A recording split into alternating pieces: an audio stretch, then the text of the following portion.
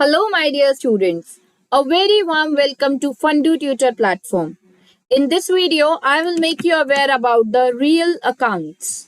Real accounts क्या होते हैं? रियल अकाउंट्स होते हैं वो वाले अकाउंट्स जो कि एसेट्स से रिलेट करते हैं. अब ये एसेट्स क्या होते हैं?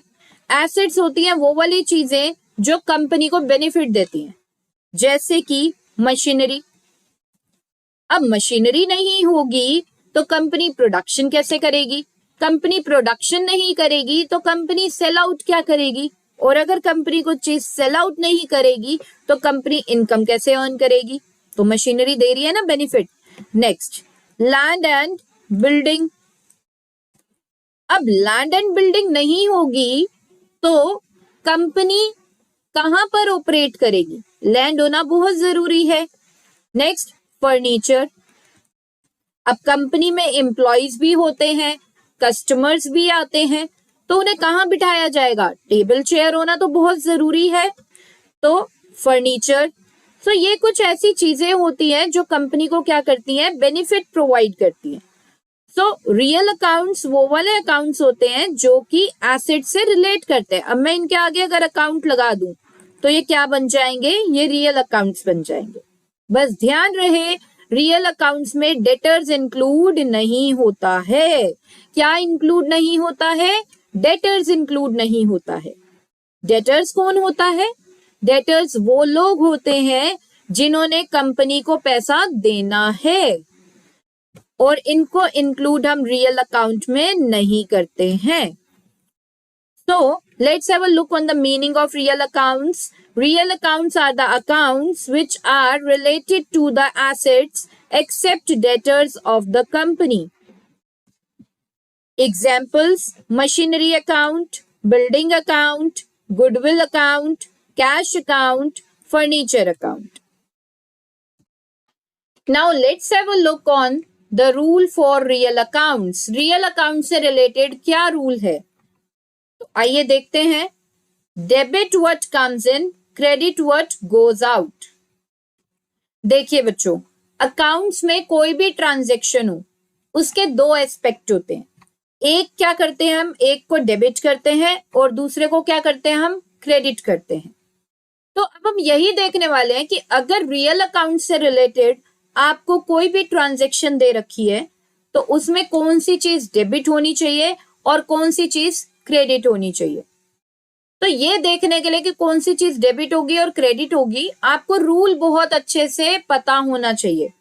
इस रूल को समझने के बाद आपने इमीडिएटली इस रूल को लर्न भी करना है, क्योंकि तभी आप एक जो माइंडसेट होता है वो आप ऑपरेट कर पाओगे. एक थॉट प्रोसेस जो होता है वो आप ऑपरेट कर पाओगे अकाउंट्स में, और आपको पता लगेगा कि हाँ, कौन सी चीज मुझे डेबिट करनी है और कौन सी चीज मुझे क्रेडिट करनी है.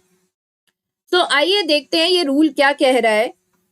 रूल को समझने से पहले आपको ये भी समझना होगा कि जब भी हम अकाउंट्स करते हैं तो हमें अपने आप को क्या मानना है? कंपनी मानना है. तो कंपनी में जो एसेट आया उसे क्या करना है? डेबिट. डेबिट व्हाट कम्स इन. और कंपनी से कोई एसेट अगर जा रहा है तो उस एसेट को क्या करना है? उस एसेट के अकाउंट को क्रेडिट करना है, because the rule says that credit what goes out. So आइए इसका इम्प्लीमेंटेशन देखते हैं हम एग्जाम्पल्स के थ्रू. Purchased furniture ₹10,000. कंपनी ने फर्नीचर को परचेज किया है. कितने का है वो फर्नीचर? फर्नीचर परचेज किया गया है ₹10,000 का. सबसे पहले इस ट्रांजैक्शन में कौन से दो अकाउंट बनने वाले हैं? तो इस ट्रांजैक्शन में एक तो फर्नीचर अकाउंट बनेगा, और दूसरा क्योंकि कंपनी ने कोई चीज परचेज की है तो पेमेंट करेगी कंपनी कैश में, तो cash account. Cash account is the next account. तो यहां पर अब फर्नीचर अकाउंट, फर्नीचर क्योंकि एसेट है तो ये भी क्या है? रियल अकाउंट है. कैश अकाउंट, कैश भी क्या है? रियल अकाउंट है. तो रियल अकाउंट का ही रूल क्या होगा? ऑपरेट करेगा. सो जब भी कंपनी ने एसेट को कोई परचेज किया, कंपनी ने फर्नीचर, तो जब भी कंपनी ने फर्नीचर परचेज किया तो फर्नीचर कंपनी में क्या हो रहा है? आ रहा है. तो फर्नीचर अकाउंट को क्या कर देंगे, फर्नीचर अकाउंट क्या होगा, डेबिट होगा। डेबिट को हम डीआर से रिप्रेजेंट करते हैं और क्रेडिट को हम सीआर से रिप्रेजेंट करते हैं।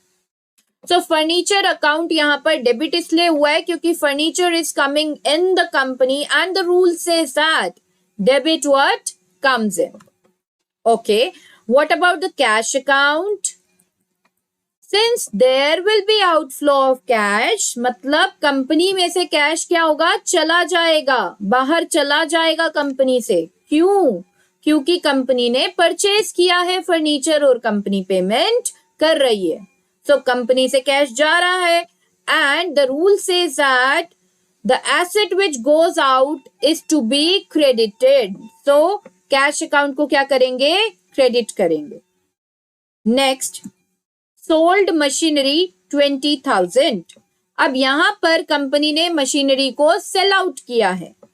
तो जब भी कोई चीज सेल आउट होती है मतलब वो कंपनी से जा रही है, कंपनी से क्या चला गया, कंपनी से मशीनरी चली गई, तो एक अकाउंट तो बनेगा मशीनरी अकाउंट और दूसरा अकाउंट क्या बनेगा, कैश अकाउंट। क्योंकि कंपनी कोई भी चीज सेल आउट करती है तो कंपनी में क्या होता है, कैश आता है।